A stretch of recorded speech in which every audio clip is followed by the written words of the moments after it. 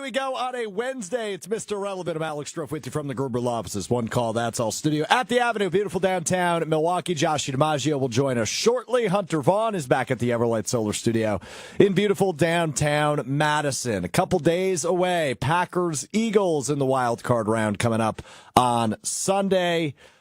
Packers up to 5.5 point underdogs. It opened as 3.5. That line has moved to 5.5. Actually, it's back to 4.5 now, at least according to ESPN bets. So that line, moseying somewhere between that 3.5, 5.5 point mark. As the Packers are viewed as underdogs, and rightfully so. Look, Philadelphia is really good, man. And I've been able to sleep on this, right? Because coming in Monday, I was still really reflecting and irritated about what happened on Sunday against the Chicago Bears.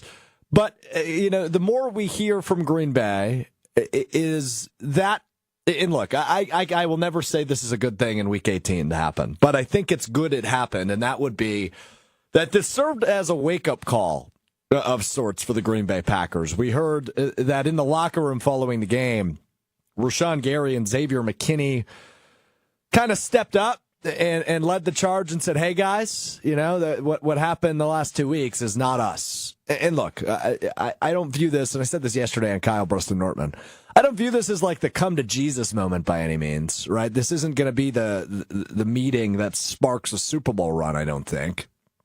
But it certainly seems like something that needed to happen, and maybe it happened too late. But the Packers haven't lost a lot this year, right? They finished the season 11-6. 5 of those losses to teams above them in the NFC playoffs, 1 to the Eagles, who they play on Sunday, and the other 4 to the Lions and Vikings, who were in a first-place game in the final game of the regular season. So it's not like those 5 were bad losses by any means. And he kind of got blown out in that first Detroit game and in that first Minnesota game, despite what the final score says. But according to the final score, he didn't really get blown out in any of those games. The Bears game on Sunday, despite Malik Willis playing a majority of it, was still inexcusable and a really bad loss. So for those guys to be irritated and lead a charge of saying, hey, we are better than this, we've got to wake the bleep up, I get it. So we'll see, right? I mean, this is still a very talented team, a very young and talented team. So by no means am I going to use today's conversation to say the Packers have no shot on Sunday. Because I think that'd be naive, and I think that'd be obtuse, right? It is very obvious this team is good enough to beat the Eagles. The Eagles are the better team, but if you play a really good game on Sunday and have a rusty Jalen Hurts look like a rusty Jalen Hurts who can make some mistakes, you've got yourself a ball game. And that's all you can ask for. We'll talk about it in a minute, but I remember about this time last year when we were previewing the Cowboys game in Wild Card Weekend. We viewed it as house money, right? Because the team was ahead of schedule. They kind of figured things out at the end of the year. And all of a sudden they were in the playoffs. They were going on the road as an underdog. House money. This isn't that, but we'll get into that here in a few minutes. So Packers-Eagles is the game Sunday. The question I find myself asking, and I think a lot of people are asking themselves this question this week, is where do I feel better about the Packers than I do about the Eagles? And I'm struggling to come up with answers. Right? What is the Packers' biggest advantage on Sunday? I don't think it's the quarterback. You can make a case, but it's not like Love has been brilliant this year. He's been good, but he hasn't been MVP level like maybe some expected before the season. Hurts is coming off that injury, so you could probably make a case Jordan Love's probably got a little bit of a lead on Hurts just given the situation. Running back, no. Saquon's the best in the league, despite how good Jacobs has been, right? Just a little bit behind. And these aren't huge margins either. That's the nice part. Defensively, you probably have a little bit more. But the Packers' biggest advantage Sunday, I don't know what it is. And that's where I go, okay, they're going to have to play a really good game, close to perfect game on Sunday to win. But the margin of error in the NFL is so very thin. Right, if Jalen Hurts throws one interception and the Packers play turnover-free football, that could be the differentiator. Right, that could be the difference maker. Defensively, I don't really feel better about the Packers in any area than I do the Eagles, though. I think their pass rush is better. I think their linebackers are better. by the way. Shout out Zach Bond, Wisconsin alum, friend of show Zach Bond, chosen to the Pro Bowl. He was on episode, I don't know, Hunter, what would you say? That was like episode 7 of Mr. Irrelevant when he was still playing for the Saints last year. It might have even been sooner than that. It could have been like episode 3 or something, or 4. Yeah, friend of show, Zach Bond. Yeah.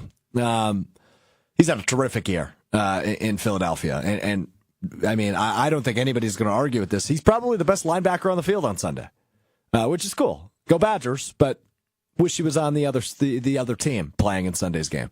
Defensive backs. The Eagles took like all of my draft crushes in the draft this year, Hunter. And I know you and I both get into draft nerdy mode and we have our guys. But my guys in this draft were Quinyon Mitchell and Cooper DeJean. Cooper DeJean not so much, but Quinyon Mitchell was my favorite. And as he fell, I was like, oh my God, the Packers are going to have a shot at him. And then they didn't take him ultimately. And he has had an awesome rookie year for the Philadelphia Eagles. Their defensive backfield's really good. So I just don't feel like there is a clear-cut advantage for the Packers on Sunday, which is tough. Nevaeh chimes in on the ESPN Milwaukee YouTube chat. Place kicker. Yeah. I mean, McManus has been great, but if that's your biggest advantage, you got problems. Hunter, go ahead. I think it might be Matt LaFleur relaxes a little bit and can outplay call Sirianni. Like, that might be their I think it's their best chance, too. Because Nick Sirianni can do the same thing that LaFleur does and get too emotional and lose himself in a game. So if Matt LaFleur can stay calm and get them frustrated early, that might be their best advantage. I think that's a really good point by you. I would take the head coach. Despite Sirianni making it to a Super Bowl a couple of years ago, I think I'd still take LaFleur, just given the amount of times he's done it and what he's been able to do the last 2 years, right? Look at what he's been able to do with Malik Willis this year, except on Sunday. And look how he's been able to take this youngest roster in the NFL to the playoffs back-to-back years, despite having a lot of adversity, right? Love getting hurt this year. An incredibly good division, right? Going 1-5 in NFC North play, but still finding a way into the playoffs and beating every team outside of your division except Philly, who you play on Sunday. So yeah, he's done a great job, and he's a really good head coach. But still, I'm really worried about what we saw this past Sunday. And look, I've seen people suggest that LaFleur is going to be on the hot seat after they lose on Sunday. Not for this season, but next season he's going to be on the hot seat. I think that's criminal. I think that is just crazy talk. There's absolutely no shot Matt LaFleur's on the hot seat.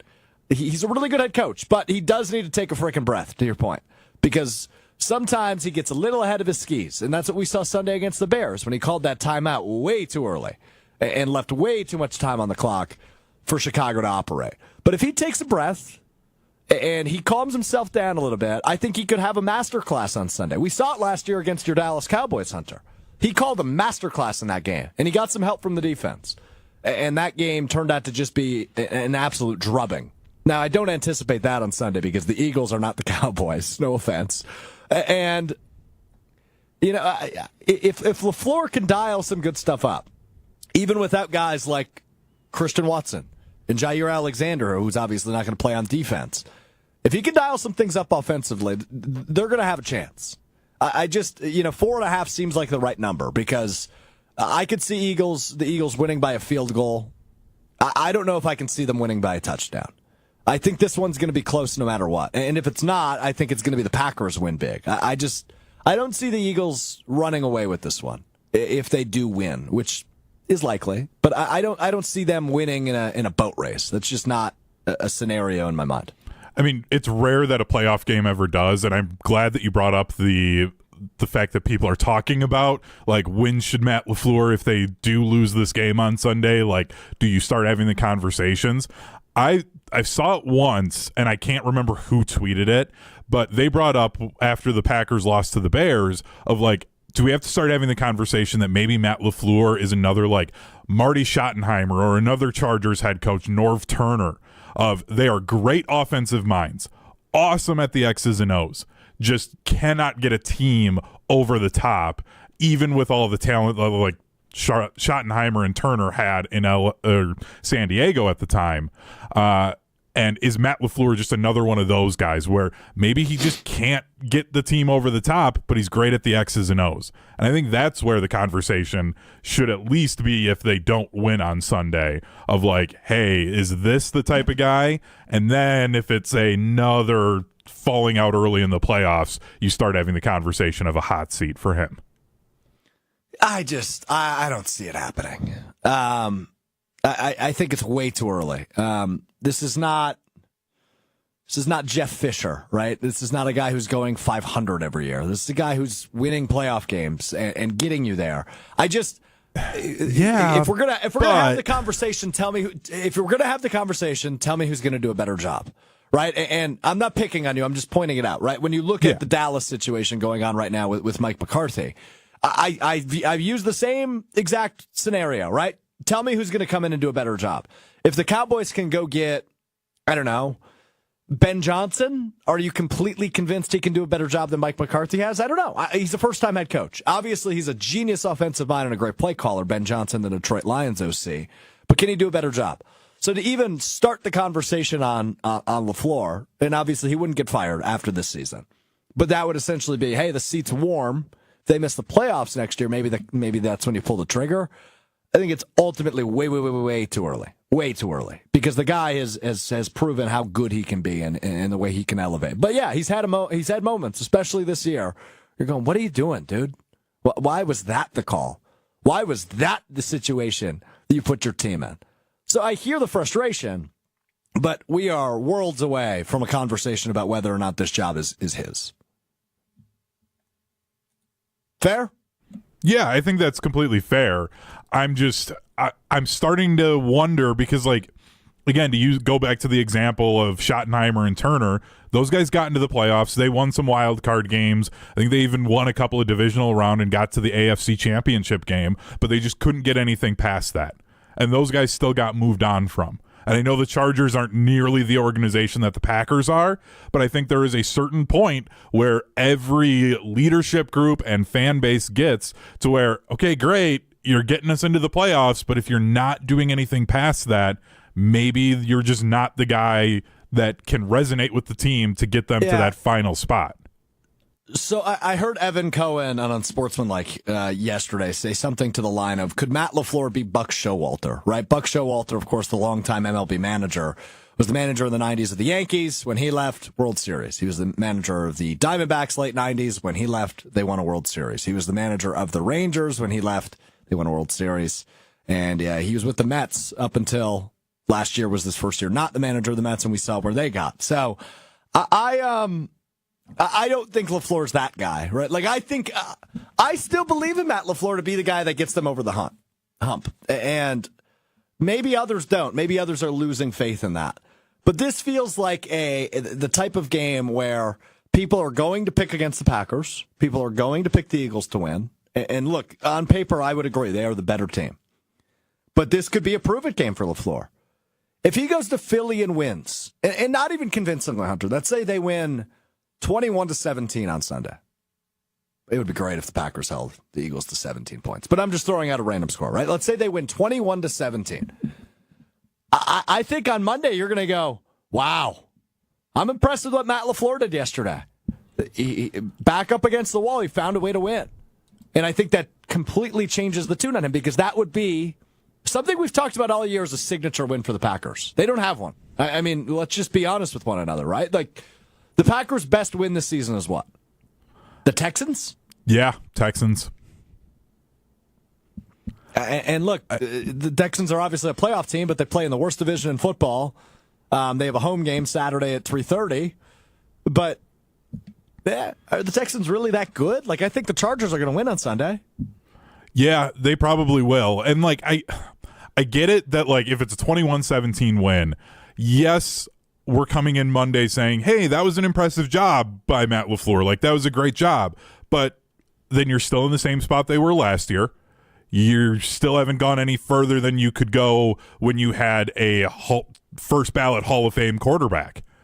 Like, there's just, I think, again, a certain level of how many times do we have to watch the same thing play out if hypothetically they don't at least get to the, I think with this team, the NFC Championship game. Like I'm not trying to make this seem like I'm trying to hate on the team or trying to stir the pot by saying, oh, maybe you got to think about Matt LaFleur going. I'm just like, I think there's a lot of parallels to other coaches who have been in this type of a spot. And even though they're getting to the playoffs and they'll win a game or two in the playoffs, teams still move on from them because I just think teams get impatient at times. Yeah, but are we too impatient territory with Green Bay yet? Because this team is still so young and inexperienced, right? Think about the most experience they have on this roster. Who's the guy? I don't know, right? Is it Kenny Clark? Kenny Clark, the guy with the most experience on this team? So it's still, you still got a ways to go. But you know what? Listening to you say that, I just kept thinking back to 2020 and what a missed opportunity that was in that NFC Championship game against Tampa, who ultimately went on to win the Super Bowl. If LaFleur wins that game, man, are we talking about this guy way differently than we have this year, right? Okay, he's been there. He's won the big game. He's gotten over the hump. Now, I also think history would have changed a lot, right? Like they're probably addressing the draft a little bit differently in 2021.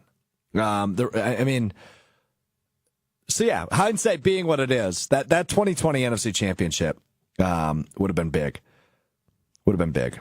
A lot of conversation rolling in. Love seeing it happen on the ESPN Milwaukee, ESPN Madison YouTube chats. See Neil, Nevaeh going back and forth. Neil says, it just comes down to whether or not Jalen Hurts is decent or not. Packers need to sell out and stop the run. Make Jalen Hurts beat you. That's the only path to victory. I think that's a good take, right? You got to contain Saquon. And look, the Packers have done a nice job against the rush this year. They obviously allowed early on in the season 100-yard games from Saquon and Jonathan Taylor. I think there was another one early at some point in October. But the run really hasn't destroyed the Packers this year. They've been much better in rush defense than they have been in past years. And I feel like in past years it was both decent and good running backs killed you. It feels like this year only really good running backs are hurting the Packers. Could Saquon go for a buck on Sunday? Yeah, absolutely. He's the best of the best. He is the best running back in the league. But the Packers have been better in rush defense this year. So that's actually an encouraging sign when you're facing a guy like Saquon Barkley coming up on Sunday.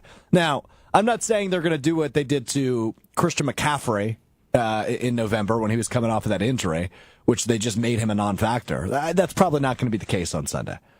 But I do trust Jeff Hafley to scheme something up to slow down Saquon. And if they make Jalen Hurts beat you, right? If that is their game plan going in, it is the right approach. So good point by Neil. I Joseph don't agree says, at all. I just don't have much faith in stopping Saquon. Go ahead. Agree with what? With the idea of like, yeah, that's your route to go. Is it's not just Jalen Hurts beating you. It's A.J. Brown, Devontae Smith, Dallas Goedert beating you. Those are all two of the better receivers in the NFL and one of the best tight ends in the NFL. I've seen Dallas Goedert beat up on the Cowboys enough to know like that group of weapons is so good. So it isn't just a Jalen Hurts beating you. It's Jalen Hurts has to throw to guys who can catch just about everything thrown to them. That's why I'm like, I think with the secondary the Packers have, they've got to sit back in more coverage. Yeah, Saquon might run against you a little bit. It might get a little iffy. You may not have as many possessions as you want to have in the game because of how much these teams are going to run. But you can't get beat deep against these guys because if you do, then everything else gets open. So I think you're going to see a lot of 2 and even 3 deep from the Packers defense to try and keep things in front of them. It's going to get frustrating. You're going to see a lot of tweets of, this just looks like Joe Barry's defense. Nothing's changed. Yeah, it probably won't, but that's probably your better route because I'd rather give up a drive with 6, 8-yard runs from Saquon Barkley than an 80-yard bomb to Devontae Smith. Yeah, I mean, when you look at that box score from week 1, and again, I don't put a ton of stock into week 1, right? I kind of still view that as like the official preseason game because a lot of starters in the NFL, and both of these teams were part of that in the preseason, don't play a ton, right? So this is the opportunity, live bullets, knock the rust off, get yourself situated for the regular season. High-scoring game, right? It was 34-29 was the final in that one. But that Eagles defense was not cooking at the degree it is now here in early January. Saquon Barkley, 109 yards, 2 touchdowns on the ground on 24 carries. It's an average of about 4.5 yards. Receiving-wise, A.J. Brown had 5 catches, 119 yards, and a touchdown, including a 67-yarder. right? I mean, those were the two guys that, I don't want to say beat you because you had an opportunity to win that game, but they made that game really, really tough to win. And ultimately you didn't. Saquon and A.J. Brown are two of the best at their position in the league. Saquon is the best in the league at his position. A.J. Brown is what, probably top 5 in the league at his position? So they've got some dogs at offense. I'm not doubting that. I just worry that if you let Saquon control this game, Hunter, it's over. I mean, it's just going to chew too much clock, and the guy is just phenomenal. So you got to, but yeah, you're right. You got to find a way to slow him down. You got to find a way to slow A.J. Brown down without Jair Alexander on the field. You got to find a way to take away a guy like Dallas Goedert, who you bring up. Now, that said, Quay Walker's going to return on Sunday, and that's a big guy to get back in the middle of the field. Maybe if he's playing this past Sunday, something changes on that final offensive play for Chicago that changes the outcome of that game. But there's a lot of matchups in this game that worry you as a Packers fan, and rightfully so. This is a really good football team you're going to play. You're playing at a tough spot in Philly, and you're playing a good football team. So I'm incredibly intrigued for what Sunday brings. And Devontae Smith, by the way, no bad game for him in Week 1. 7 catches, 84 yards. So they did a lot. What's your thought? Biggest advantage for the Green Bay Packers? Let us know. ESPN Madison, ESPN Milwaukee on YouTube. What is the Packers' biggest advantage going in Sunday into Philadelphia? Just reading, catching up on some of the comments. Neil says, I think Jordan Love has a slight advantage over Jalen Hurts. Now, it will be interesting. Nevaeh says, Evan Williams back. Yeah, that one I don't know. We'll have the official injury designation that will come out.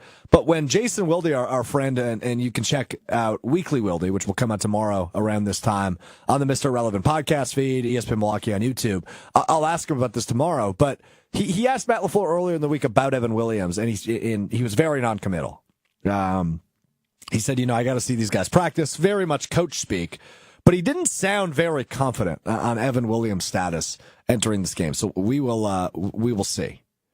I'm really intrigued to see what that is. Hey, just a real quick note from Green Bay. This coming out from Tom Silverstein just moments ago from the Milwaukee Journal-Sentinel says Packers quarterback with the elbow injury is taking part in warm-ups, but the team is making sure media does not see whether he can throw by closing practice after the team stretch. Usually the media gets to see individual drills. That from Tom Silverstein. So the Packers closing practice to the media a bit earlier than they typically do. And Spoon drawing the comparison to the Packers, or excuse me, to Jordan Love here. They don't want to see if he can throw. Whether he can throw by closing practice after team stress. Very intrigued by that. John says, biggest advantage, we have nothing to lose, we're the underdogs. Neil says, special teams might be an advantage. Neil, apparently a Philly fan, according to Nevaeh. Neil is a knowledgeable Philly fan. What's up, Neil? Thanks for hanging out with us and giving us some Philly insight. This whole Jordan Love thing's interesting to me. I mean, obviously that elbow injury in the ulnar nerve we learned from our buddy Josh DiMaggio earlier in the week. The ulnar nerve is what Jordan Love injured, strangely enough. So, I mean, we're learning about biology altogether with the ulnar nerve. But what day is it today? Wednesday? It's Wednesday, right, Hunter? Yeah. I got my week all screwed up. Okay. Yep, it's Wednesday. So this is the first official practice of the week, and we don't really know what Jordan Love's status is. He's going to play. I think we can all agree with that. He's going to play. But so I don't know, man. I have some weird level of insight into the ulnar nerve. Okay. Well, where is this going? I have no idea where this is headed. Well, so my dad, he damaged his falling on some ice. Okay. And then the issue was after that happened was like he could hold something, but he couldn't fully tell that he was holding it. Because like you start to lose like that feeling in your hand from it. So if Jordan Love's dealing with the same thing, it might be an issue of like he can see I have the football, but like his hand isn't telling him I've got the football. So, like, obviously that would make things a little difficult to throw if that's where this is going with it. Like, obviously I don't know 100% on it, but that's where I'm wondering if that's the issue here for him this week, is like he had a really bad hit on that funny bone, they call it, and then that's what he could be dealing with. And then it's just one of those, like, he's like, I just can't tell. I don't know, man. I really hope it's not lingering to that degree. I'll tell you that much, man. I mean, if we are still at a point here on Wednesday where he's not sure he's holding a football, that's scary. That's scary. I don't like that. I don't like that at all. I didn't mean to freak you out then as a fan here. I'm just like, yeah, that's just certainly like not ideal. Well, hold on, real quick, Hunter. Now that the door's closed, I want to pull on Josh DiMaggio because I was freaking out because there was just 2 police officers in by Josh DiMaggio. That. I imagine that. I imagine they are appearing on 620 WTMJ. Joshy, can you hear me right now? Are you listening to me? I didn't do anything illegal, did I? What was with the cops in there with you? What's going on right now?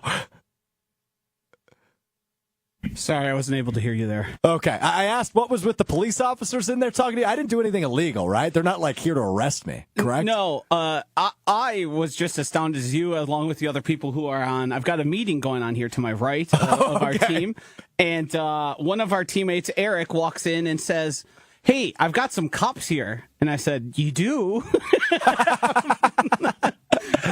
It appears I think they did something over on WTMJ with the news related, and he was just giving them a tour. But yes, as I was on the team meeting to my right here, I've got my laptop up and my camera is on, and 2 cops just walked into frame and were standing behind me, and I received about 3 different text messages.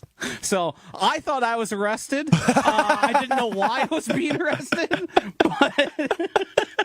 Okay. Yeah, so I was just trying to power through. I was just continuing to do the show, right? Talk all their nerve. I was talking about the all their nerve just because I didn't really know what to do. I was just staring at 2, by the way, intimidating looking police officers who were built like brick bleep houses with great beards each of them had.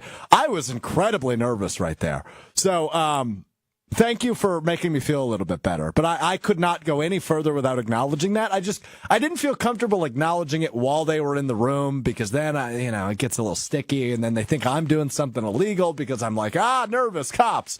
So anyway, wow. Okay. I'm pretty sure young Will just walked in and said, "What's up, chump?"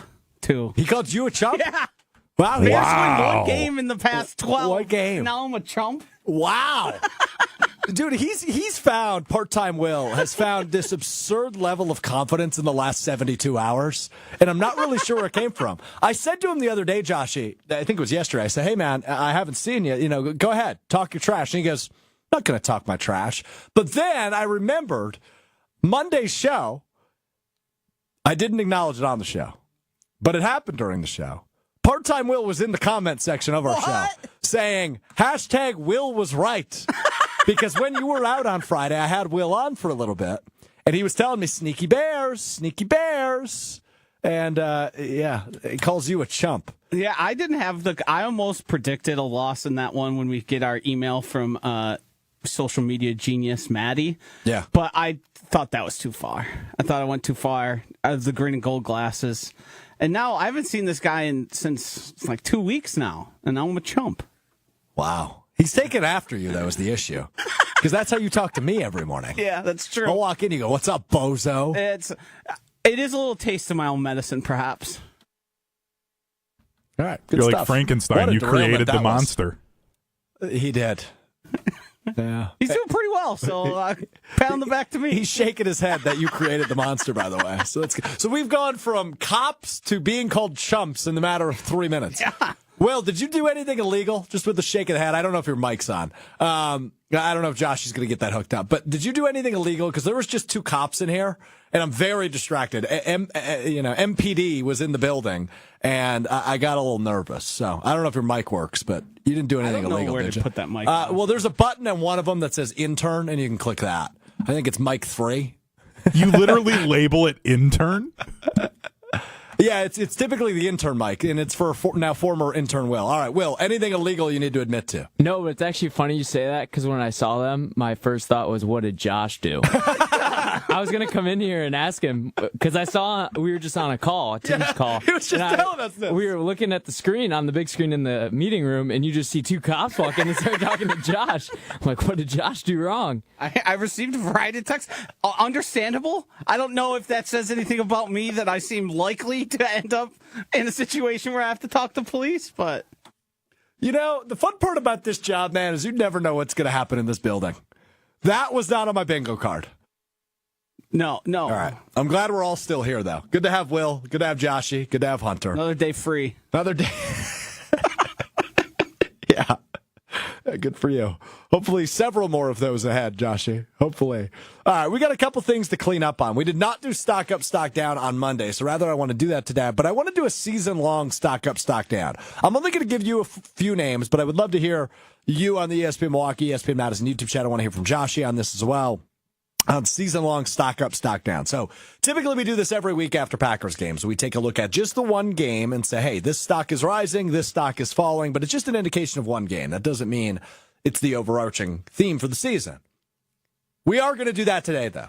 I want to take the 17 games the Packers played, finished with an 11-6 record, and highlight a few guys whose stock has risen entering the postseason, and look at a few guys whose stock has fallen entering the postseason and the wild card game Sunday against the Philadelphia Eagles. Let's start with stock up, and the biggest stock up this season goes to one of the free agent acquisitions. That would be, of course, Josh Jacobs, the running back, who has been an absolute beast for this team. 15 rushing touchdowns on the season, 1,329 yards on the ground this season for Josh Jacobs.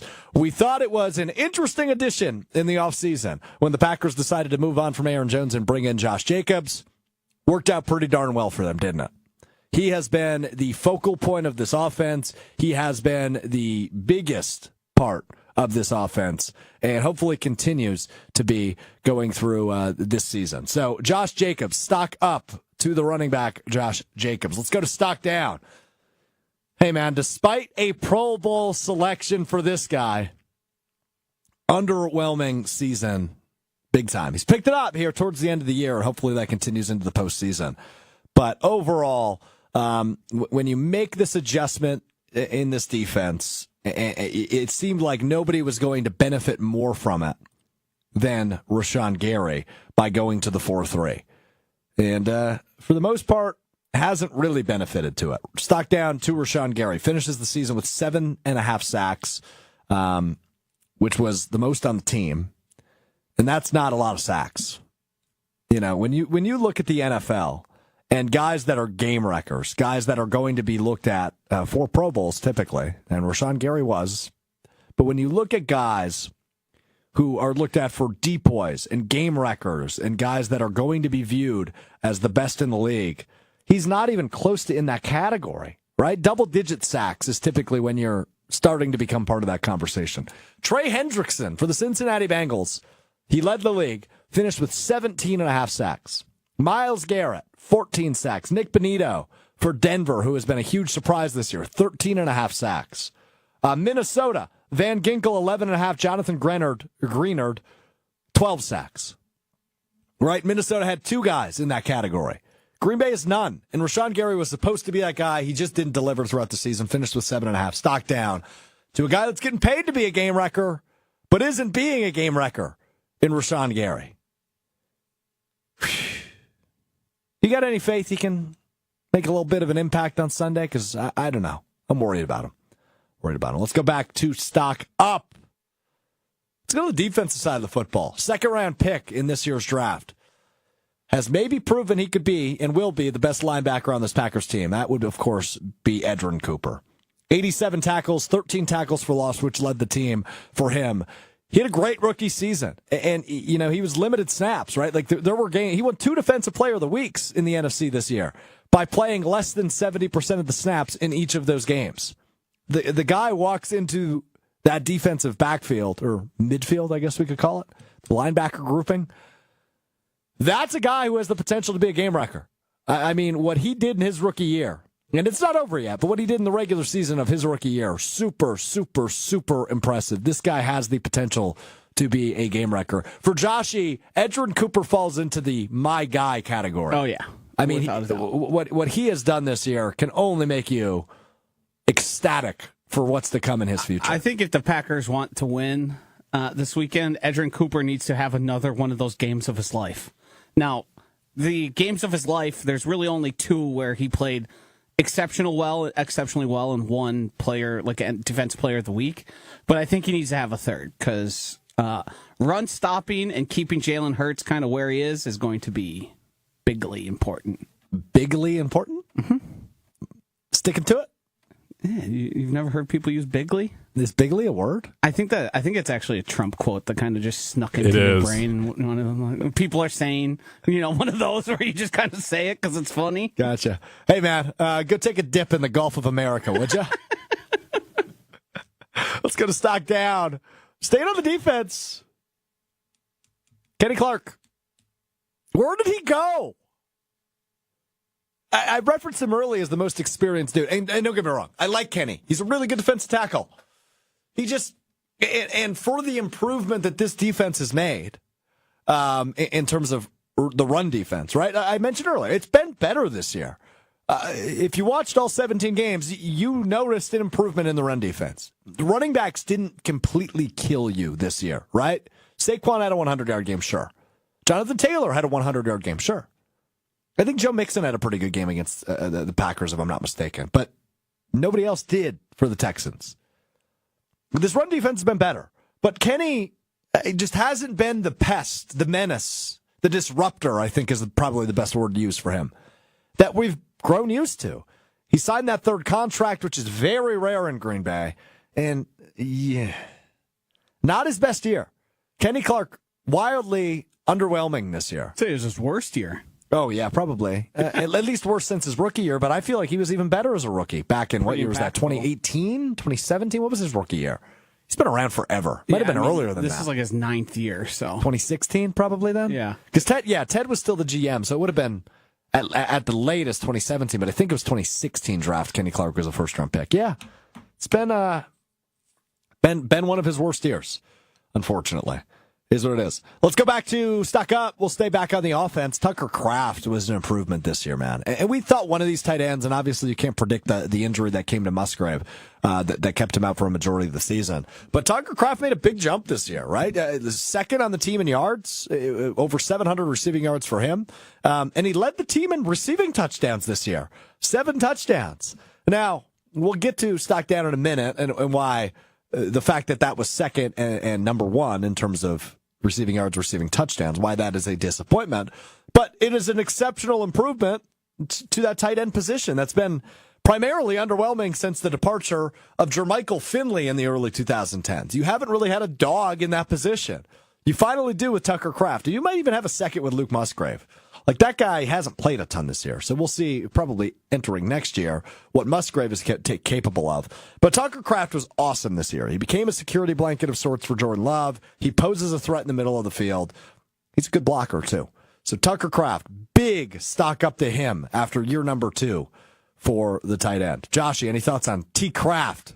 And did you see, by the way, he got his big-ass boxes of mac and cheese? I did. His yak and cheese. Yak and cheese, excuse me, yes. I think he is one of the players to be most excited about. The really only thing I'm disappointed about is the lack of usage of him by the Packers coaching staff. Like, they need more things to feature Tucker Kraft, and we've seen a little bit more of it. His targets have certainly risen a little bit, but more of those screens, more of those getting him in space, because as the yak and cheese said, that guy runs through your face, and he gets extra yards after the catch.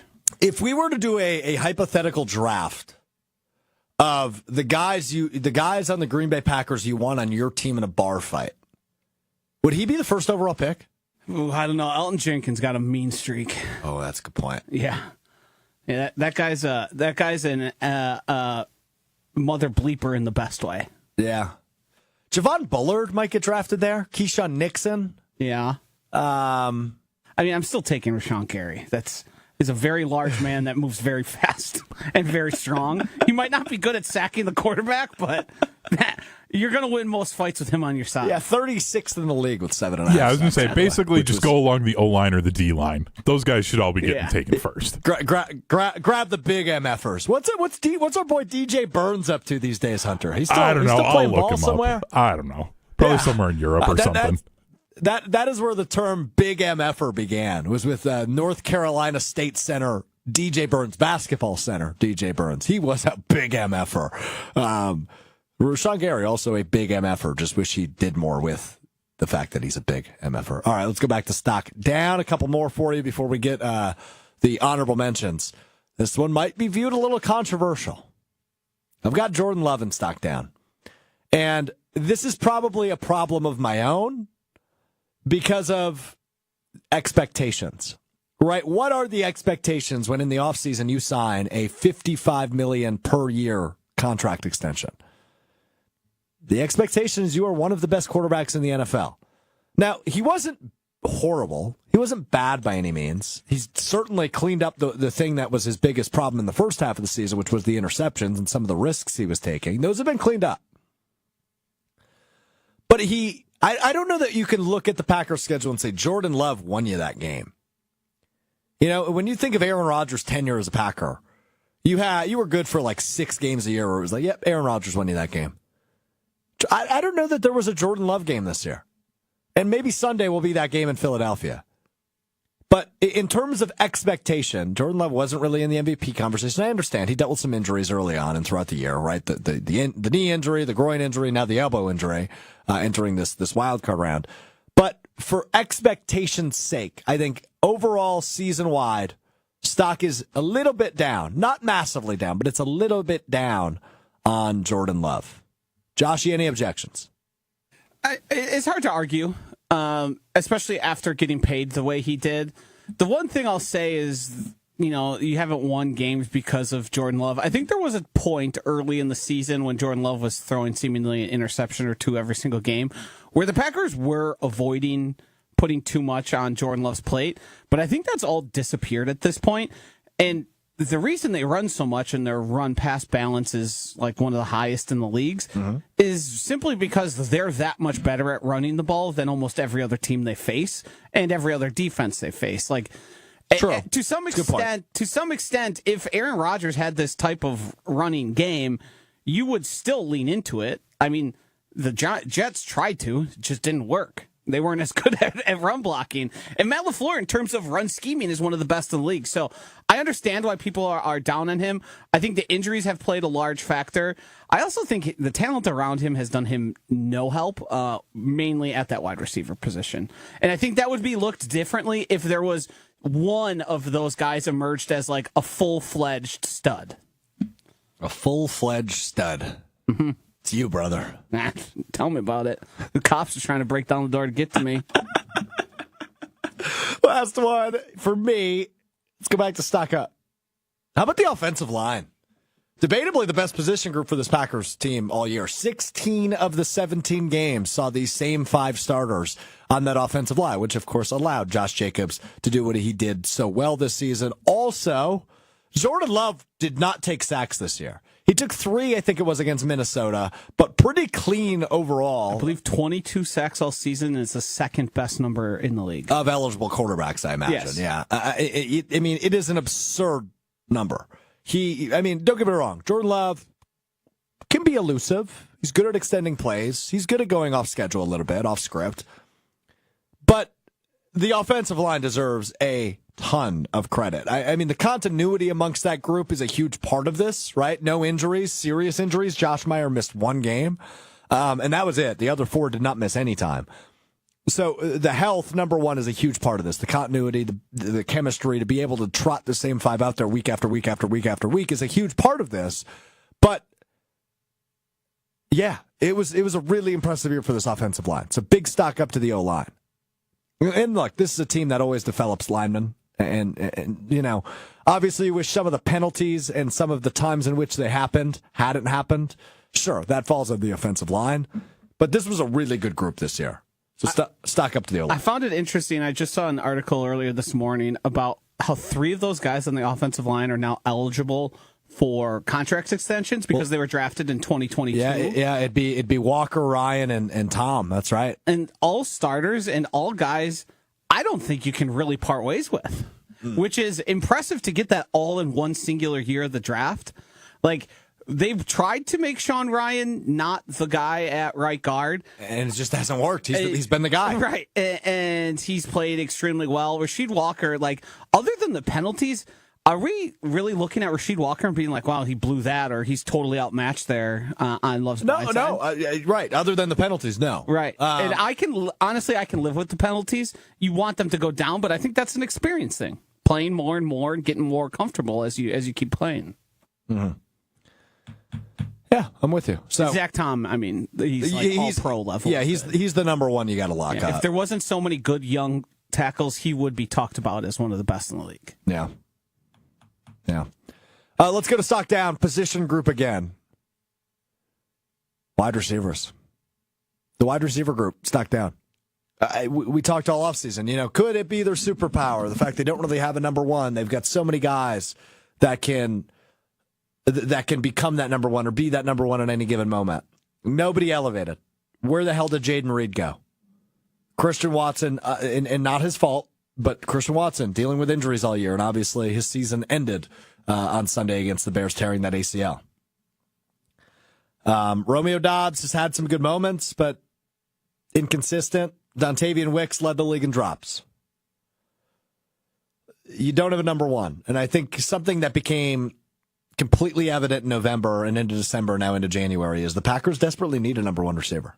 Maybe not desperately, but they need one. And we kind of thought somebody would evolve and somebody would turn into that. It hasn't happened.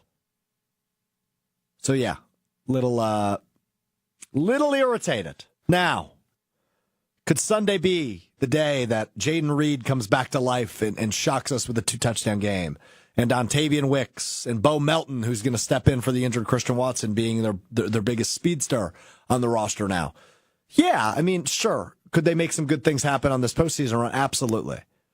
But throughout the regular season, this was a group that disappointed and fell short of expectations. Stock down to the entire wide receiver group is my last one for stock up, stock down.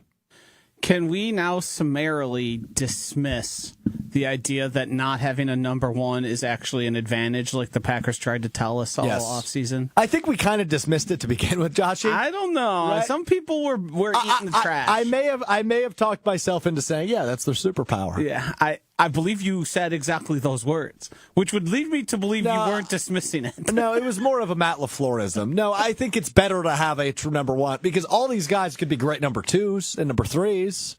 But if you had a Justin Jefferson or a Jamar Chase, which I know are the best of the best, but if you had a Garrett Wilson or a Amon-Ra St. Brown, a CD Lamb type guy, Devontae Adams used to be that, I think 11-6 isn't your record, to be real honest with you. I still think there's 2 or 3 guys you could make an argument to. They could still be like a 1B type of guy, whereas they would be like a high-end number 2, which I think is good enough.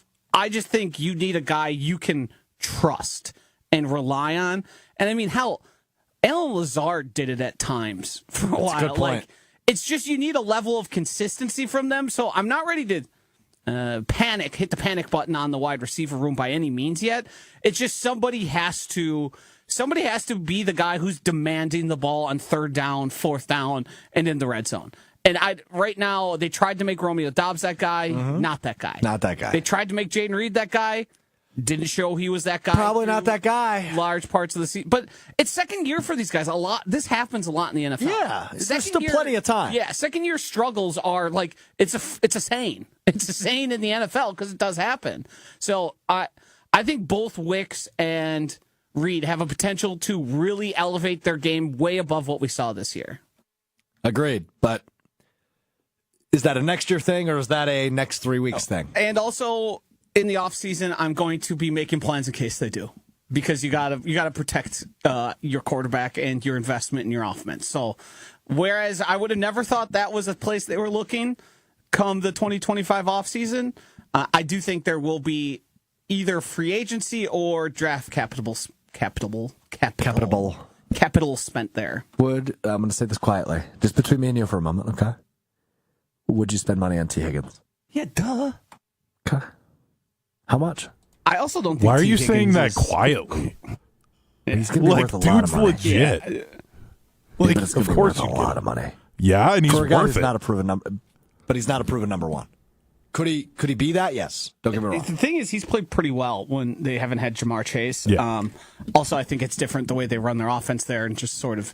But he is the level of talent that I think you'd be more than fine with. Are they going to let him walk out the building in Cincinnati? I don't think so. I don't think so either. Yeah. But if they do, hope Goody. I mean, that's comes going to be knocking. like $27 million a year for a guy like that. Yeah, it's gonna be Packers have like 60, don't they? They do, yeah, and they could have more with restructures. Yeah. And This is quiche. could add an extra $6 million by saying goodbye to Jair Alexander. So it's cold hard quiche. Now that doesn't count rookie deals. I'm not acknowledging that. As you acknowledge it. Got him. All right.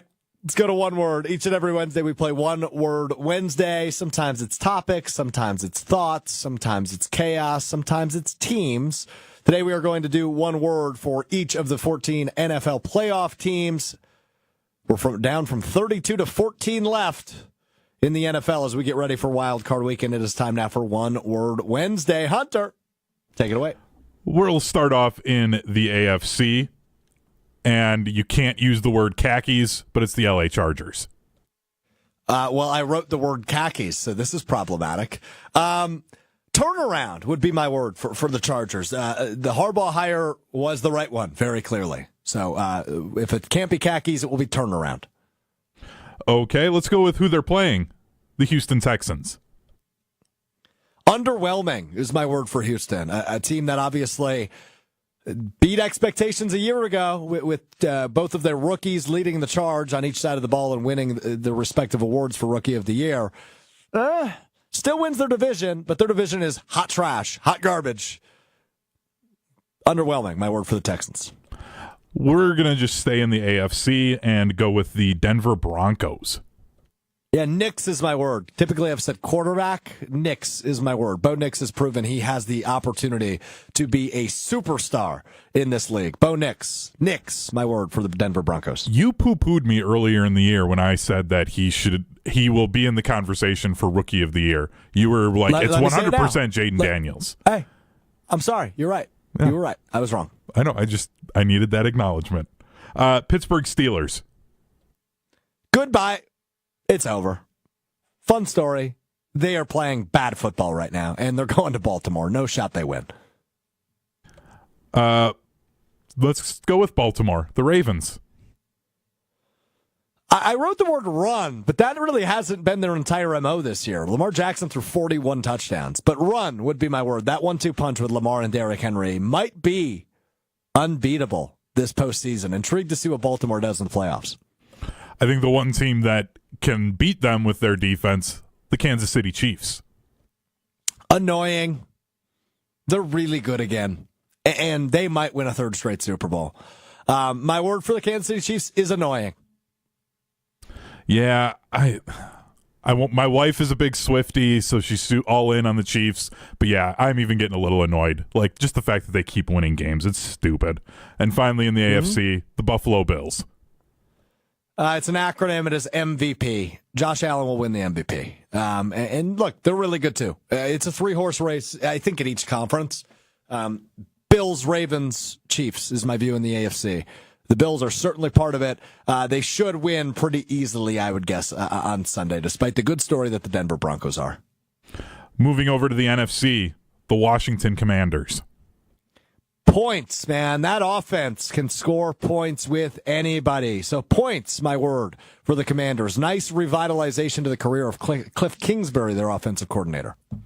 In the NFC West, the LA Rams. Sneaky. It's a team that's getting healthy at the right time. They are a very well-coached team, obviously, by Sean McVay. I think they are a sneaky contender in the NFC. I thought we banned that word. I don't think we did. Josh, I need a ruling. Did you ban sneaky? I think I did. Shoot.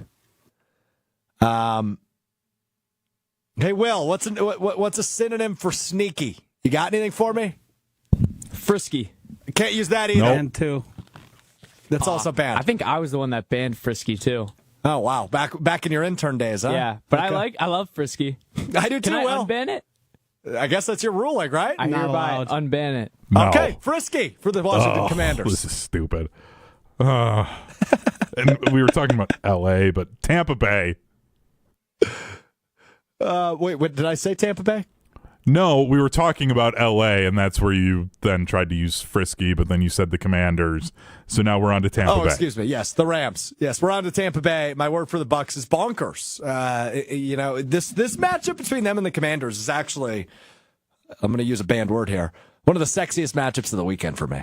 I think that game is going to be really good between the Commanders and the Bucs. So bonkers. My word for the Bucs. Mike Evans is unbelievable. Look. I know they probably shouldn't have gotten the 1,000-yard streak, but 11 years in a row with 1,000 yards while missing some games this season, absolutely nuts. Bonkers, my word for Tampa. The Detroit Lions. Overcoming. Obviously, what they have gone through adversity-wise, right? The injuries, so many of them, and this team is still the best in the league. Overcoming, my word, but Josh is laughing at me. Why wouldn't you just say adversity? I actually did write that initially. I just thought overcoming was more fitting. Adversity is much more to the point. Plus, anyone that hears that, like, they understand where you're going right away. Like, I really don't appreciate the judgment in this segment. No, I just feel like going forward on problem. this segment, I might have to get you the list sooner, and then I'm gonna have to like edit this for you. So you I knew the list. We were doing the 14 playoff teams. I knew the list. Then you should have sent me your words, and we could have edit edited it. Yeah, we need somebody to do this because this is getting a little pathetic. Minnesota Vikings. Surprise! Biggest surprise of the NFL this year, bar none. The Minnesota Vikings. Surprise. The Philadelphia Eagles. Nasty. They're a really good football team, man. Sunday's going to be an interesting test for Green Bay. Nasty, my word. And finally, the Green Bay Packers. I wrote crisis. Oh, jeez. Losing to the Chicago Bears is bad, man. Having the locker room, I don't want to call it a revolt, but the discussion with Xavier McKinney, Rashawn Gary, etc., kind of the, hey, wake-up call moment. Heading into the playoffs, not the ideal time for that conversation. We did this on Jen Give and Chewy. It was a little thought experiment. If you flip-flop the Saints game with the Bears game, your entire feeling about the Packers switches. And it's two games against worthless teams that are going nowhere that tell you nothing about how good you are. Losing to them tells you how good you are, which isn't as good as you thought you were. But if it happened, what I'm saying is if you flipped the outcomes and when they happened, the only thing that changes is the time of year it happened at. But then you have proof of bounce back after a loss. Correct, right? And that's exactly where I was going to go, Hunter, is you got your get-right game ahead of the postseason. What the hell does that mean? Entering the postseason, losing 2 in a row does not make me feel very confident. Did they not win after losing to the Lions? No, they did. Obviously, they did it all year, up until the final 2 games of the season. They were 11-4. They finished 11-6. Their bounce-back opportunity is in Philadelphia, not necessarily the most heartwarming place to get a get-right game in. Yeah, I don't know what to tell you. Beat some of the teams in your division. Won't be an issue. I'm with you. I agree. Crisis is crazy. Of all the teams in the NFL playoffs, if you look at Super Bowl odds, the Packers are playing the worst football of all of the teams. Vegas will tell you that this is not a team in crisis. They're not the worst. They don't have the worst odds. They aren't even the bottom 4 in odds, if I were actually to look at the numbers. So no, crisis seems a bit of a stretch, does it not? If they lose huge on Sunday, it means nothing. Oh, come on. You are going to be... The saying it means nothing if they lose on Sunday is ridiculous. That's way too far. It's the playoffs. You lose, you're out. I don't care if you lose by 40 or 5. It's not going to change what I think about the team next year. Well, you lost by 40 to the Eagles in the playoffs. This team's doomed. No. But what if they lose in the same way that they lost to San Francisco? Where it's like late Jordan Love turnover, makes a bad decision trying to make a play, and then he does it again in a big moment. You're feeling differently going into the season compared to if they lose by 3 touchdowns. You're a liar. No. I'm not. I'm just not. That is not true at all. Back-to-back seasons of Jordan Love losing the game. I don't let you're feeling outcomes different. Need a win. How I feel. Need a win on Sunday. And we can all just stop talking about this. And maybe it's not crisis. That might be a little strong, but I'm discouraged. That's for sure. Why do we have to end on that note? I think if football teams approached it, well, some do. Some of them might be the Cowboys or some of the worst teams in the league. If you judge any single outcome and make it big sweeping judgments on it, that's how you make bad decisions in football. But I literally just asked you, Josh, if it would be the outcome of 2 games that I'm saying then. It would be back-to-back seasons in my hypothetical of doing the same thing. It isn't just one game. Right, but does the regular season mean nothing? I mean, once you're in the playoffs, Well, yeah, of course. I understand that portion. But, there's growth. Teams get better. Growth isn't linear. Things happen. Growth isn't linear. I mean, Lamar Jackson has, one of the worst playoff passer ratings, we've seen from somebody of his level. Is anybody being well, he's no good. There's no way they're going to make it. Or is probably can get over that hump. Yeah. But Aaron Rodgers couldn't win comeback games until he started doing it late in his career. But the conversation around Lamar Jackson has been now, great, let's see what he does in the postseason. They don't care. People don't care about what he's doing in the regular season. That's part of why Josh Allen will probably win MVP, because, they've just gotten fatigued to what he does in the regular season. Because now it's, okay, what do you do in the postseason? Yeah, but I'm saying then Jordan Love goes out there and loses the game again late in the postseason. I think you have to start having that conversation then in this offseason, and you look at the team a little differently, and you start saying, okay, we got to see Jordan Love actually step up in a big game. As opposed to, okay, they got blown out like they were the 7 seed going up against the 2 seed. Yes, the result does matter. Nah, that's just not how I operate. But I understand how you do, and I understand how many people do. It's just not how I view it. I don't make big general sweeping judgments like that. They're the youngest team in the league. Second youngest team ever to last year's team. There's a lot of factors here, and I know we want to point out the quarterback as the singular thing, but sometimes guys make mistakes, and it's true. And it doesn't dictate what they're going to be throughout their career. I got 10 more years of Jordan Love. Except when Tony Romo kept then making that mistake, and that did become his career. Come on. Tony Romo. Come on. I'm just saying it happens. I can't even hold a field goal. I can't even hold a field goal. That was good. Because the ball was doctored. Good. Seahawks cheated. Yeah. I didn't know that angle. That's a good spin zone. Well, that was the Ice Bowl, too. Lombardi cheated. He had the heaters turned off after the Cowboys warmed up. You turn your mic off. Come on. That is sacrilegious. Come on. He's a cheater. Learn something new every day. We learned something new today. His legacy's a fraud. Shows we always do. What we learned on Mr. Relevant. R.I.P. Vince Lombardi. Lombardi Bart Starr. Well, they're both dead. Thanks. Breaking news. Hit the sounder. R.I.P. to both of them. All right. What I learned is athletes are emotional.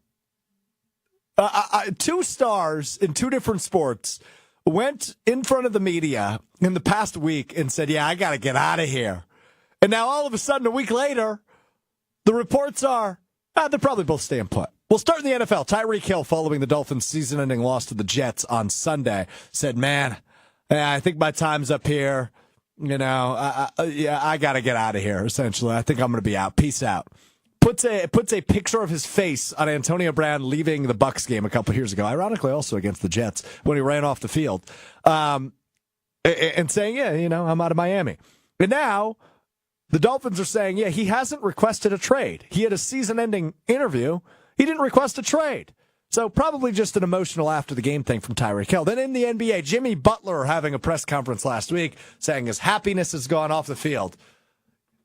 What's in the water in Miami, man? Well, I mean, it's Tyreek Hill. But also Jimmy Butler. And now Jimmy Butler, essentially, it looks like no trade coming for him, and after his 7-game suspension, he'll be back on the court for the Miami Heat. So I think it's something to do with Miami more so than Tyreek Hill and Jimmy Butler. You got to consider the sources of these 2 things. Both those guys aren't necessarily the most even-keeled, would you say? No, I don't think I would. Yeah. Okay. Also, I just want to acknowledge on the video stream, that is a photo of DJ Burns Jr. It looks like in a Memphis Grizzlies jersey. No, I was going to get to that for my what I learned.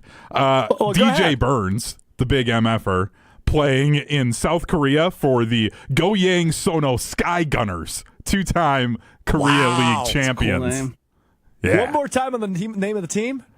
Goyang Sono Sky Gunners. No idea if I actually said that correctly. Is that or is that part of the name, or is that Sonos the speaker company? No second S. It's a good question. Okay, Gotcha, just Sono. Gotcha. Okay, got it. I got something that I learned here quickly. Basically, the entire country will be under negative wind chill this weekend, except for the parts that are on fire in California. Negative 34 expected this weekend in Wisconsin. Seriously? And worse in some spots. What day? The weekend. Friday, Saturday. The whole weekend? Yeah. Well, I'm going to see the matchup of a lifetime Saturday at UWM Panther Arena. Doug Gottlieb versus Bart Lundy. Fraud. Well, yeah. Clearly. Doug Gottlieb versus Bart Lundy on Saturday at 3 o'clock, and you're telling me it's going to be negative 30 outside? You would need to pay me hundreds and hundreds of dollars to get me out of the house in that weather to watch. What place is Milwaukee in? I think they're first. Yeah. A first and last place matchup? Milwaukee's You're not even legit. going to get a game. Does college basketball Yeah, have they're a good, running though. clock? Because that game might have it. Unfortunately, they don't. But yeah, Milwaukee actually in second place. They are 4-1, tied for second place in the Horizon League. Youngstown State 5-1. But yeah, GB 0-6. Great program, Horizon League. Youngstown What's State. their overall record? Oh, it's their who's Green Bay's. 2-15. Hey-o! Milwaukee 11-5 on the year. Joshy, even better than hundreds of millions of dollars that I need to pay you. I got 2 extra tickets. You want to come? I would rather sit in a solitary confinement cell for those 3 hours than go to watch Doug Gottlieb's basketball team lose. Are you? What time is this game? Because are you missing NFL playoffs to watch this gross game? I am. I will probably miss the first half. You and Gottlieb frauds together. That's why they get along. The first half of Texans Chargers. Yeah. It was not 2 days ago. You were like, me and Jim, we're the NFL fans. And now you're going to watch the stinking Green Bay Phoenix? I'll miss the first half. You're more of a missing any- NFL fraud than you are an NBA fraud. Yep. Wow. Yep. That will do it for us today. I don't know if I want either of these. Oh, I almost swore. I don't know if I want either of these guys back on Friday. Our buddy Steve Scafidi, the mayor, will join us Friday. Wow, what a treat. What a treat indeed. He will join us Friday to preview Packers-Eagles. You hear him on Green Bay Game Day. You also hear him on the Political Power Hour, 620 WTMJ. The former mayor of Oak Creek, Steve Scafidi, will join us in studio on Fridays, Mr. Irrelevant, to talk a little Packers-Eagles. Looking forward to talking to you then. We'll start with you at 12:30 Central, ESPN Milwaukee, ESPN Madison on YouTube. And, of course, available wherever you get your podcast, Apple Podcasts, Spotify, Wisconsin On Demand. We have our first show meeting of the new year tomorrow. Joshy, Hunter, myself, and some suits. How you guys think that's going to go? Pretty well? I think I'm going to get an A+ grade, and that's all that matters. I feel like I'll get a solid grade. I don't know about Strouf. This could turn into us just complaining about Strouf to management. Can't wait. Talk to you Friday. Peace.